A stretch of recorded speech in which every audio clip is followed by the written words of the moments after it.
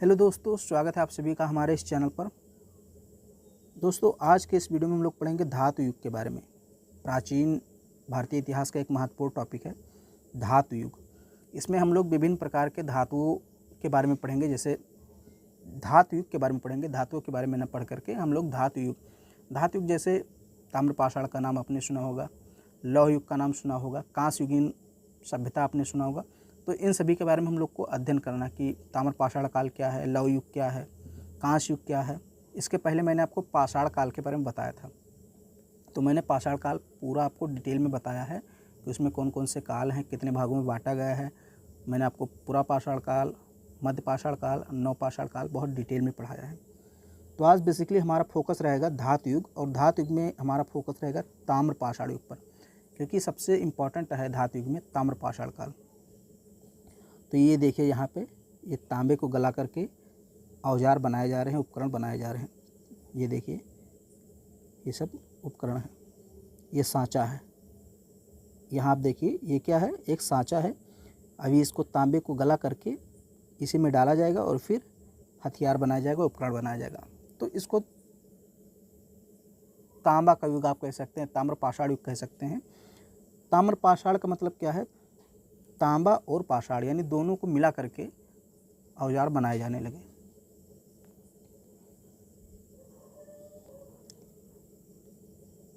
धातु युग देखिए, नवपाषाण के अंत में धातु का विकास हुआ है। मैंने आपको बताया था पाषाण काल। तो जब धीरे धीरे पाषाण काल समाप्त हुआ, यानी नवपाषाण काल, जो पाषाण काल का अंतिम चरण है नवपाषाण काल, जब वो समाप्त हुआ तो धातुओं का विकास हुआ। इस युग में मनुष्य ने धातुओं की खोज की। इससे मानव जीवन में क्रांतिकारी परिवर्तन हुए। मनुष्य को सबसे पहले सोना और चांदी का ज्ञान हुआ। ये धातु विकास में कोई योगदान नहीं दे सके। इसका मुख्य कारण यह था कि एक तो ये बहुत कम मात्रा में उपलब्ध थे, और दूसरा इनका प्रयोग केवल आभूषण आदि में ही हो सकता था, बड़े औजारों के निर्माण में नहीं। लेकिन मानव ने शीघ्र ही अन्य धातुओं की जानकारी प्राप्त कर ली। उसने तांबा, लोहा आदि को खोज निकाला। अब देखिए, इसको समझ लीजिए। देखिए, अगर आपसे क्वेश्चन पूछा था कि मनुष्य ने सर्वप्रथम किस धातु का प्रयोग किया, तो क्या कहेंगे, तांबा। सबसे पहले तांबे का प्रयोग किया मनुष्य ने। लेकिन ज्ञान किसका सबसे पहले प्राप्त किया, किन धातुओं का ज्ञान सबसे पहले मानव को हुआ, तो सोना और चांदी। लेकिन सोने चांदी का ज्ञान तो इनको हो गया, लेकिन इनका उपयोग नहीं कर पाए। इनसे हथियार नहीं बना पाए, उपकरण नहीं बना पाए, क्योंकि ये सोने और चांदी बहुत कम मात्रा में उपलब्ध थे।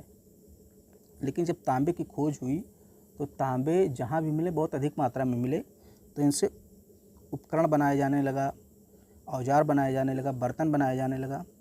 और इसके बाद तांबे के बाद लौह युग आता है। लोहे की भी खोज होती है 1000 ईसा पूर्व के आसपास। तो और अच्छे हथियार और मजबूत हथियार बनाए जाने लगे, कृषि से संबंधित हथियार बनाए जाने लगे। तो हम लोग आगे बात करेंगे इसकी। तो अगर आपसे पूछता है कि सबसे पहले ज्ञान किसका हुआ, तो सोने और चांदी का। लेकिन अगर प्रयोग पूछे कि सबसे पहले मनुष्य ने किस धातु का प्रयोग किया, तो तांबे का। तांबे की खोज लगभग बताई जाती है 5000 ईसा पूर्व के आसपास हुआ था, और 4000 वर्ष बाद यानी 1000 ईसा पूर्व लौह युग की खोज हुई, यानी कि लोहे की खोज हुई। अब हम लोग देखते हैं ताम्र युग। थोड़ा सा हम लोग पहले यहाँ पे देख लेते हैं, फिर उसके बाद हम लोग डिटेल में पढ़ेंगे तांबे को। धातु युग का पहला चरण था। धातु युग का पहला चरण मैंने आपको बताया ना कि सबसे पहले जिस धातु का प्रयोग किया वो तांबा ही था। ताम्र युग पहला चरण था। इसमें मनुष्य को तांबे के विषय में जानकारी मिली। तांबा प्रचुर मात्रा में उपलब्ध था, और इससे मजबूत हथियार और औजारों का निर्माण हो सका। फिर इसके बाद आता है कांस्य युग। कांस्य क्या था, तांबे और टिन को मिला करके कांसा बनाया जाता था। तांबा पहले से था, टिन को उसमें मिला दिया, दोनों को मिला करके पिघला दिया तो कांसा बन गया। धातु युग का दूसरा चरण कांस्य युग था। इसमें मनुष्य ने तांबा और टिन को मिश्रित कर कांसा बनाने की जानकारी हासिल कर ली। कांसा का आविष्कार होते ही औजार मिश्र धातु के बनने लगे। ये औजार पत्थर और तांबे के औजारों से अधिक मजबूत थे।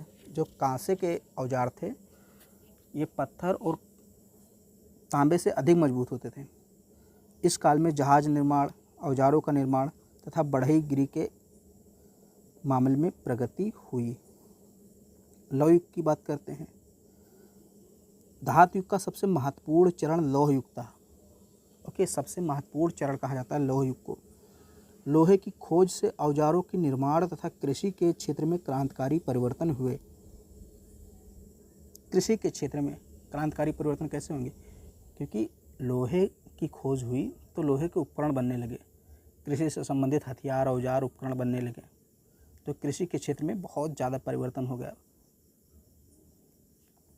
1000 ईसा पूर्व से मनुष्य ने लोहे का प्रयोग शुरू कर दिया था। लोहा अब तक खोजे गए सभी धातुओं से ज़्यादा उपयोगी व सहायक था। मतलब जितने भी धातुओं की खोज हुई थी उन सभी में सबसे ज़्यादा उपयोगी लोहा था, क्योंकि लोहा सबसे मजबूत था। अब मनुष्य लोहे से भारी अस्त्र शस्त्र, कृषि के औजार तथा जीवनोपयोगी सामान बनाने लगा। लोहे की खोज ने मशीनों के निर्माण में महत्वपूर्ण भूमिका निभाई और इससे विज्ञान को विकसित करने में काफ़ी सहायता मिली। लोहे की खोज ने मशीनों के निर्माण में महत्वपूर्ण भूमिका निभाई और इससे विज्ञान को विकसित करने में काफ़ी सहायता मिली।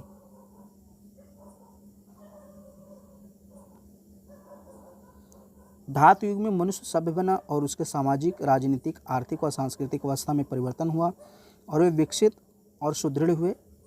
राज्य, राजा, साम्राज्य आदि इसी काल में उदित हुए। लेखन कला भी मनुष्य ने इसी काल में सीखा। अब हम लोग को पढ़ना डिटेल में ताम्र पाषाण काल के बारे में। चैल्कोलिथिक एज इसको बोलते हैं, चैल्कोलिथिक पीरियड। ताम्र पाषाण काल या ताम्र पाषाण युग। देखिए, ताम्र का मतलब तांबा और पाषाण का मतलब पत्थर, यानी तांबे और पत्थर दोनों के औजार मिले हैं इस युग में, इसलिए हम इसको ताम्र पाषाण काल कहते हैं। इसको हम लोग को डिटेल में पढ़ना है। नवपाषाण युग के अंतिम चरण में तांबे नामक धातु का उपयोग आरंभ हुआ। अतएव पाषाण युग के पश्चात धातु युग का आरंभ होना अनुमानित है। यद्यपि ताम्र युग में तांबे के हथियार उपकरण व्यवहार में लाए गए, तथापि पत्थर के पूर्व प्रचलित हथियारों का भी उपयोग होता रहा। अतः ताम्र युग को ताम्रपाषाणिक काल भी कहा जाता है। मतलब तांबे का तो उपयोग मनुष्य ने नया नया शुरू किया, लेकिन पत्थर का उपयोग तो पहले से ही होता था, पत्थर का उपयोग पहले से ही हो रहा था और तांबे का नया नया शुरू हुआ, इसलिए जो है कि इस काल को ताम्रपाषाणिक युग कहा गया। मतलब तांबे और पाषाण दोनों के उपकरण बनाए गए इस काल में। तांबे से निर्मित औजार पत्थरों के औजारों से ज़्यादा प्रभावशाली थे,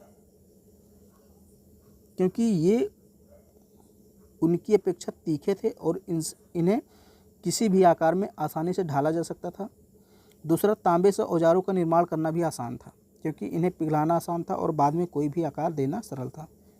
अब तांबा धातु है तो उसको आप पिघला सकते हैं और किसी भी आकार का औजार, उपकरण, हथियार बना सकते हैं, लेकिन पत्थर से नहीं बना सकते, क्योंकि पत्थर को तोड़ना पड़ेगा आपको, तो थोड़ा मुश्किल होता है पत्थर से औजार बनाना।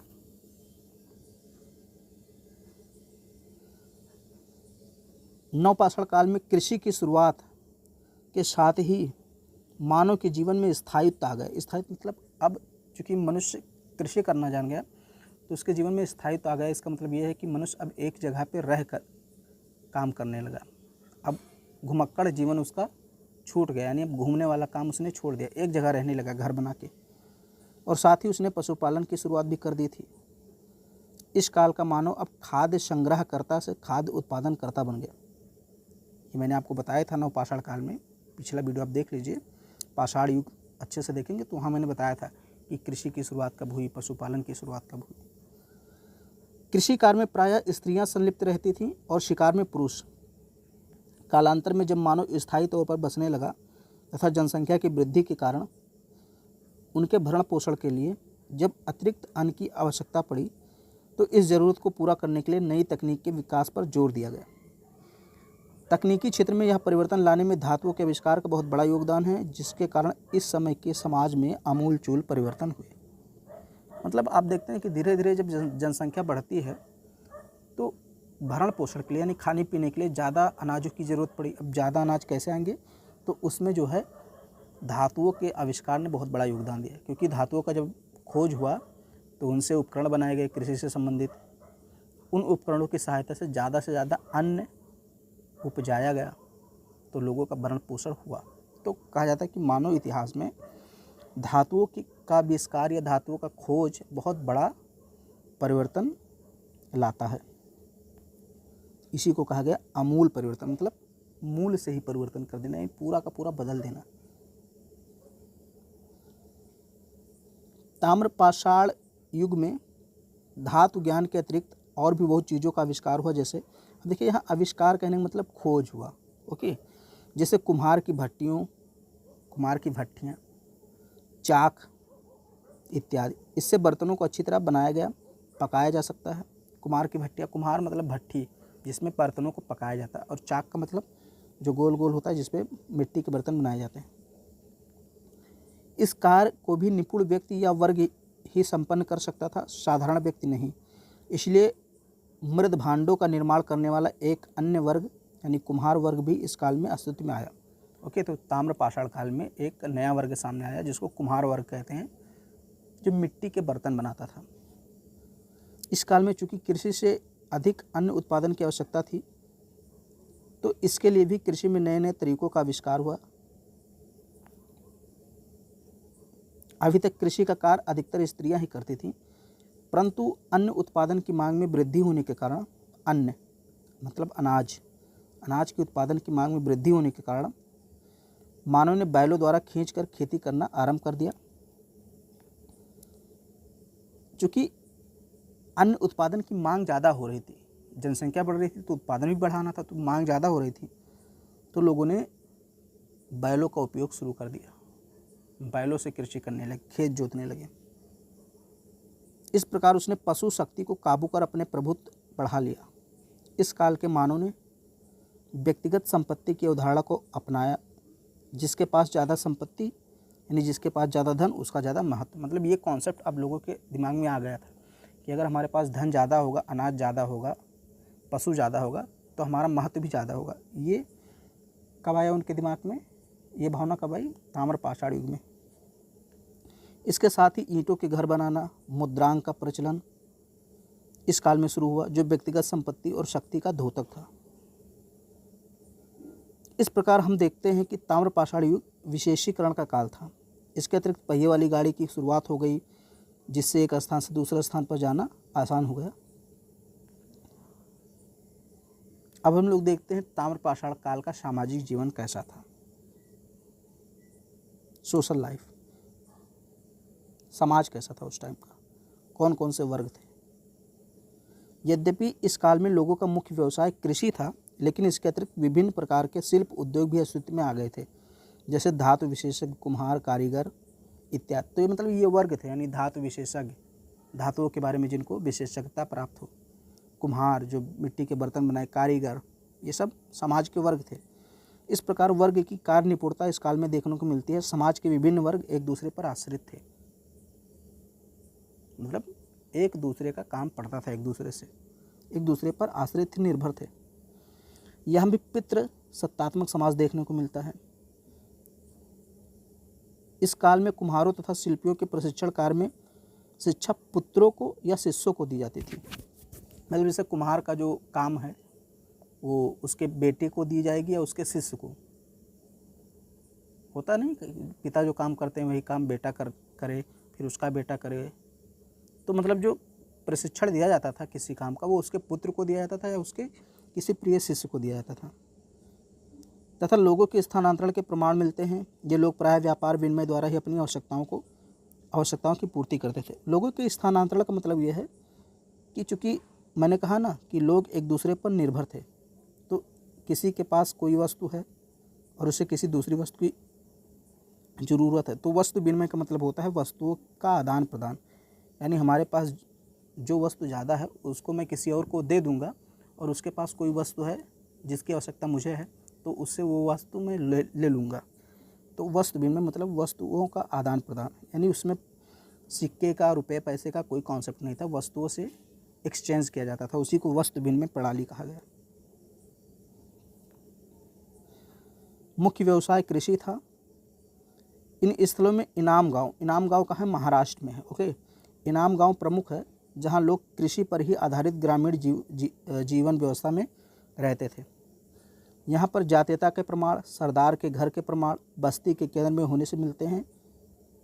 यहाँ पर अन्न संग्रह के लिए भी स्थान मिले।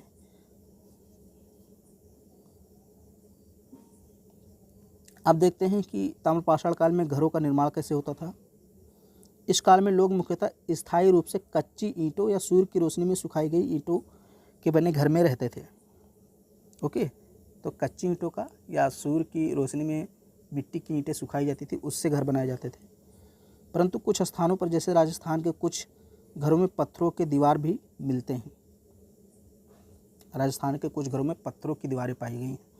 इसके विपरीत दक्कन क्षेत्र में घरों के प्रमाण जमीन के नीचे मिलते हैं, जिनके छोटे कमरे होते थे।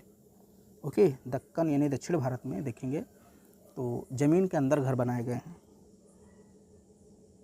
ये लोग चूने से निर्मित फर्श तथा दीवारों पर प्लास्टर करते थे। इनाम गांव, फिर आ गए इनाम गांव। यहाँ पर चूल्हों सहित बड़ी बड़ी कच्ची मिट्टी के मकान और गोलाकार गड्ढों के मकान मिले। तो ये क्वेश्चन पूछा गया है बड़े बड़े एग्जाम में, इसको याद रखना कि गोलाकार घर के अवशेष कहाँ मिले हैं या गोलाकार घर के साक्ष्य कहाँ मिले हैं, तो इनाम गांव में मिले हैं। ये महाराष्ट्र में स्थान है। यहाँ पर एक ऐसा घर मिला है जहाँ पर 4 कमरे आयताकार एवं 1 कमरा वर्गाकार है। यहाँ पर अन्न संग्रह तथा राजस्व के एकत्रीकरण के लिए अलग से व्यवस्था देखने को मिलती है। औजार की बात करते हैं तो इस समय जो सबसे अधिक और महत्वपूर्ण परिवर्तन देखने को मिलता है वह है इस काल के औजारों में आया परिवर्तन, क्योंकि तांबे को विभिन्न आकृतियों में सुगमता से ढालकर तथा पीटकर अधिक प्रभावशाली व मजबूत औजार बनाए जाते थे। ओके, तो पत्थर के औजार तो बनते ही थे पहले से ही, और अब तांबे के औजार भी बनने लगे। कला की बात करें तो इस काल के मृदभांडों में विशेष रूप से परिवर्तन देखने को मिलता है। सभी स्थलों पर तेज गति से घूमने वाले चाक पर मृदभांड के प्रमाण मिलते हैं, यानी कि चाक पर बनाए गए मृदभांड मतलब मिट्टी के बर्तन, तो उनके प्रमाण मिलते हैं।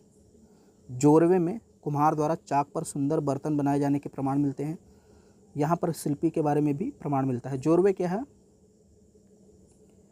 तो ये जो जोरवे है ये महाराष्ट्र का एक स्थान है, अभी हम लोग इसके बारे में पढ़ेंगे। तो यहाँ से हम लोग को कुम्हार के चाक पर बनाए गए सुंदर मिट्टी के बर्तन के प्रमाण मिलते हैं। इसके अलावा इस काल में सूती वस्त्र, रेशमी वस्त्र तथा चटाइयों के भी प्रमाण मिलते हैं तथा एक काफ़ी डिजाइन की मिलती है, मतलब चटाइयों पर डिजाइन भी होती थी। यहाँ पर हाथीदास से वस्तुएं बनाई जाती थी। पक्की मिट्टी की मूर्तियाँ भी प्राप्त होती हैं। इसी तरह लगभग सभी स्थलों पर बैलगाड़ियों के प्रमाण मिलते हैं। इनाम गांव के शिल्पकार अधिक कुशल थे। यहाँ से विशेषता कार्नेलियन, स्टेटाइट, क्वार्टजाइट, क्रिस्टल जैसे महंगे पत्थरों के मोती भी प्राप्त होते हैं। आर्थिक स्थिति की बात करते हैं तो इसमें हम लोग बेसिकली बात करेंगे कृषि, पशुपालन और व्यापार। आर्थिक स्थिति में यानी इकोनॉमिक कंडीशन में हम लोग बात करेंगे कृषि, पशुपालन और व्यापार के बारे में। व्यापार, कृषि, पशुओं के बारे में जानकारी मिलती है। कृषि की बात करें तो इस काल की लगभग सभी स्थलों की अर्थव्यवस्था कृषि पर निर्भर थी।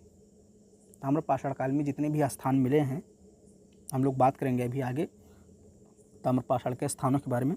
तो जितने भी स्थान मिले हैं सब जगह जो अर्थव्यवस्था थी वो कृषि प्रधान थी।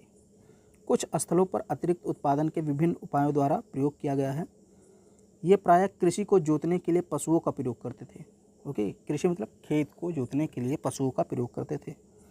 और इनके मुख्य फसलें कौन कौन थी? जौ, गेहूँ, बाजरा, चावल, मसूर, दालें, तिलहन आदि। इसके अलावा कुछ स्थलों पर सब्जियों के उत्पादन के प्रमाण भी मिलते हैं। कुछ स्थलों जैसे इनाम गांव से सूत के प्रमाण भी मिलते हैं।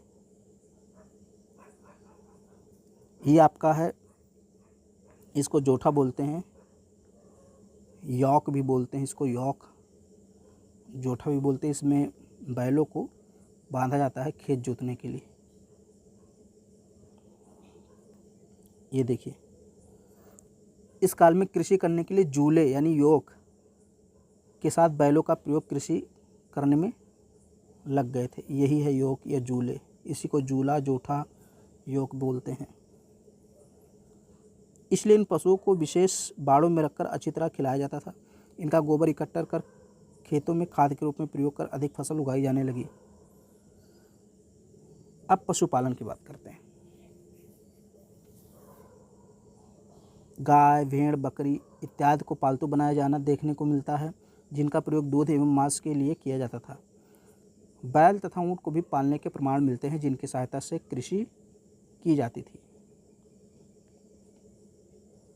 हल जोतने में काम लाने के लिए इस काल में बैलों को बधिया करना आप जानते होंगे, गांव में रहते हैं तो, नहीं जानते तो इसको आप ना ही जानिए। तो बैलों को बधिया किया जाता था और जूलों का प्रयोग कर इस काल में जो है कृषि की जाती थी। भारवाहक के रूप में बैलों का प्रयोग भी किया जाता था। दो चार पहिया की ढकी हुई गाड़ियों में बैलों का प्रयोग किया जाता था। तो बैलों का प्रयोग खेत जोतने के लिए या परिवहन के लिए भी किया जाता था। परिवहन मतलब डल्लफ आप जानते हैं ना, बैलगाड़ी, तो उसके रूप में भी बैलों का प्रयोग किया जाता था। खेत जोतने में भी किया जाता था। व्यापार। ताम्रपाषाण काल में व्यापार का अत्यधिक प्रचलन देखने को मिलता है। लगभग सभी स्थलों पर अतिरिक्त उत्पादन किया जाता था। अतिरिक्त उत्पादन का मतलब, अतिरिक्त उत्पादन उसे कहते हैं जब आप खा पी लें और अनाज बच जाए।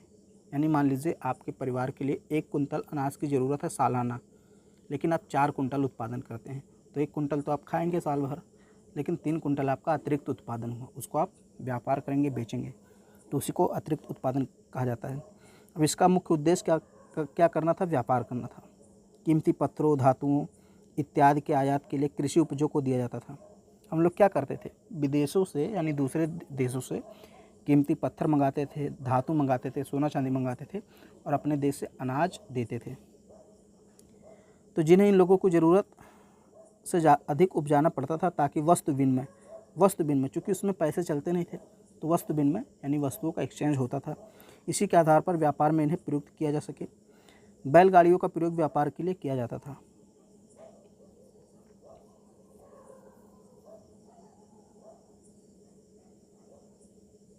धर्म की बात करते हैं तो यहाँ पर लगभग सभी स्थलों से लोगों की धार्मिक आस्था का पता चलता है।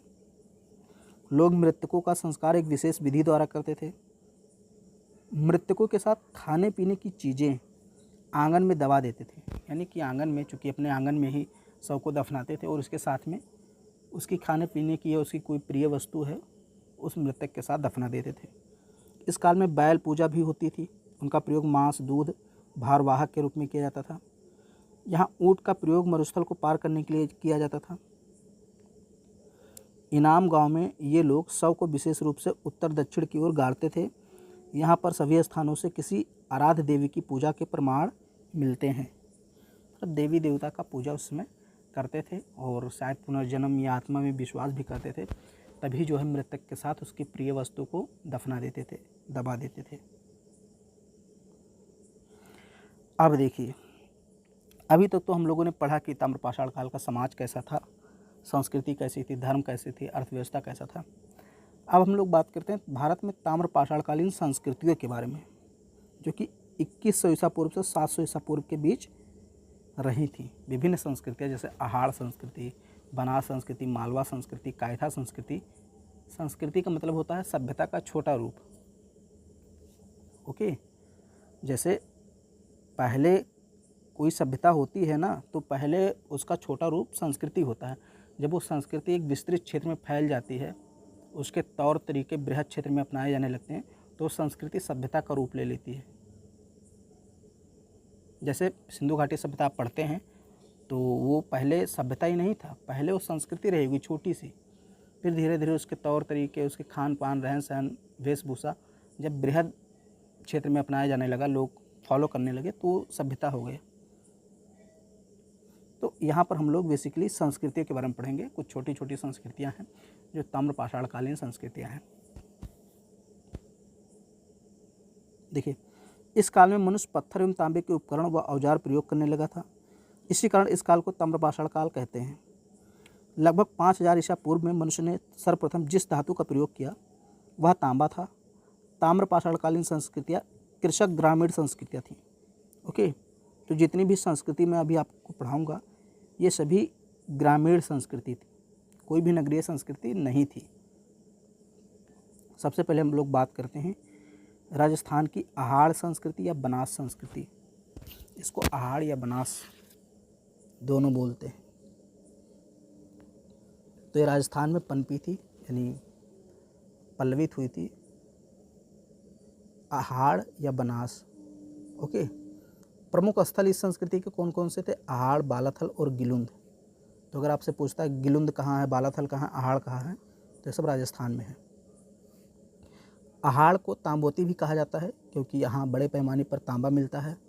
इस संस्कृति का कालक्रम 2100 ईसा पूर्व से 1500 ईसा पूर्व के बीच रखा गया है, यानी 2100 ईसा पूर्व के आसपास जो है ये संस्कृति उत्पन्न हुई, इसका उत्थान हुआ, और फिर 1500 ईसा पूर्व के आसपास से इसका पतन हो गया एक प्रकार से।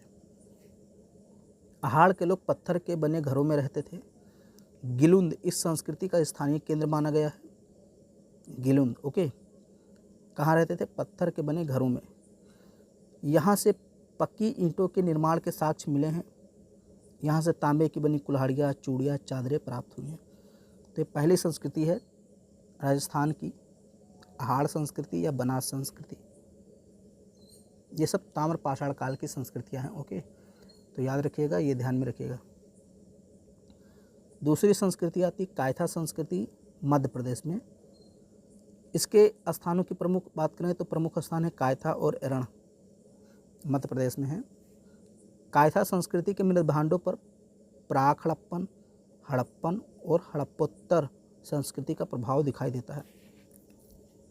प्राक हड़प्पन का मतलब हड़प्पा के पहले, और हड़प्पोत्तर का मतलब होता है हड़प्पा के बाद, और हड़प्पा तो बीच में दिया ही, यानी हड़प्पा, हड़प्पा के पहले, हड़प्पा के बाद, तीनों कालों का प्रभाव कायथा संस्कृति पर दिखाई देता है।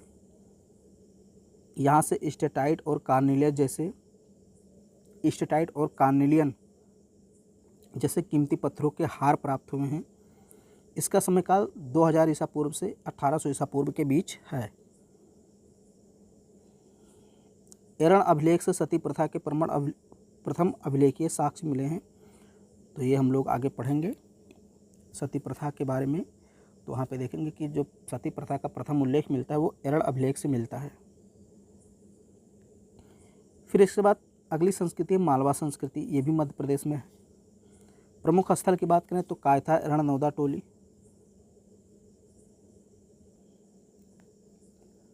प्रमुख स्थल कायथा, एरण, नौदा टोली, ये मालवा संस्कृति से संबंधित प्रमुख स्थल है। मालवा मृदभांड अपनी उत्कृष्टता के लिए जाना जाता था। नौदा टोली से विभिन्न कृषि फसलों के साक्ष्य मिले हैं। इसका समयकाल 1500 से 1200 ईसा पूर्व है। छोटी छोटी संस्कृतियाँ थीं, तो और इनका समाज, धर्म और संस्कृति कैसा था वो मैंने आपको पहले ही बता दिया। जोरवे संस्कृति है महाराष्ट्र में, मैंने आपको बताया था एक स्थान जोरवे। तो प्रमुख स्थल जोरवे संस्कृति में कौन कौन से थे? जोरवे, नेवासा, दैमाबाद, इनाम गांव। इनाम गांव के बारे में मैंने आपको बताया था अभी कुछ समय पहले। तो ये सब महाराष्ट्र में है, जोरवे संस्कृति से संबंधित स्थल हैं। दैमाबाद से भारी मात्रा में कांसे की वस्तुएं मिली हैं। यह हड़प्पा संस्कृति का प्रभाव दिखलाती हैं। कांसे की वस्तुएं मिली हैं, इसका मतलब हड़प्पा संस्कृति का प्रभाव कैसे? क्योंकि हड़प्पा कांस युगीन सभ्यता थी, तो अगर कांसा कहीं मिला है तो इसका मतलब वहाँ हड़प्पा सभ्यता का प्रभाव है। यहीं से गैंडा, हाथी, भैंसा तथा रथ चलाते हुए मनुष्य की आकृति भी मिली है। दैमाबाद से तांबे का रथ भी मिला है।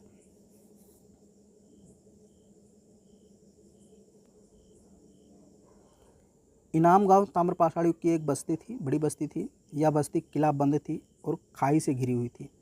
इनाम गांव ताम्रपाषाण युग की एक बस्ती थी और किला बंद बस्ती थी, मतलब चारों तरफ किले से घिरा था और खाई से घिरी थी। किले के चारों तरफ खाई भी थी। 1200 ईसा पूर्व के लगभग ताम्रपाषाणी संस्कृति का लोप हो गया। केवल जोरवे संस्कृति जो थी वो 700 ईसा पूर्व तक जीवित रही। ताम्रपाषाण संस्कृति के विलुप्त होने के कारण बहुत कम वर्षा या सूखा था। तो ये मैंने आपको ताम्रपाषाण पढ़ा दिया। इसके पहले मैंने आपको पाषाण काल पढ़ाया था और उसके पहले मैंने आपको जो है कि प्राचीन भारतीय इतिहास जानने के स्रोतों के बारे में बता दिया था। तो इतने टॉपिक आपके कवर हो गए, यानी कि विभिन्न स्रोत जो भी इतिहास जानने के, चाहे पुरातात्विक स्रोत हों, साहित्यिक स्रोत हों, वो हमने जान लिया।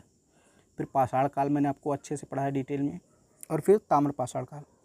अब इसके बाद एक छोटा सा हम लोग काल पढ़ेंगे, महापाषाण काल पढ़ा देंगे आपको दक्षिण भारत में आया था महापाषाण काल। उस छोटा सा वीडियो बनेगा, उसमें मैं आपको बता दूंगा। फिर उसके बाद हम लोग जो है सिंधु घाटी सभ्यता और फिर वैदिक सभ्यता पढ़ते हुए आगे बढ़ेंगे। वीडियो अगर पसंद आए तो उसको लाइक कर दीजिए, शेयर कर दीजिए, और चैनल पर पहली बार आए हैं तो चैनल को सब्सक्राइब जरूर कीजिए। आप मुझे टेलीग्राम पे फॉलो कर सकते हैं PDF के लिए, और इंस्टाग्राम पे भी फॉलो कर सकते हैं। अगर आपको कोई चीज़ पूछनी है तो इंस्टाग्राम की लिंक और टेलीग्राम की लिंक डिस्क्रिप्शन बॉक्स में दी गई है, और यहाँ पे ID भी दी गई है, तो आप चाहे जैसे चाहें फॉलो कर सकते हैं।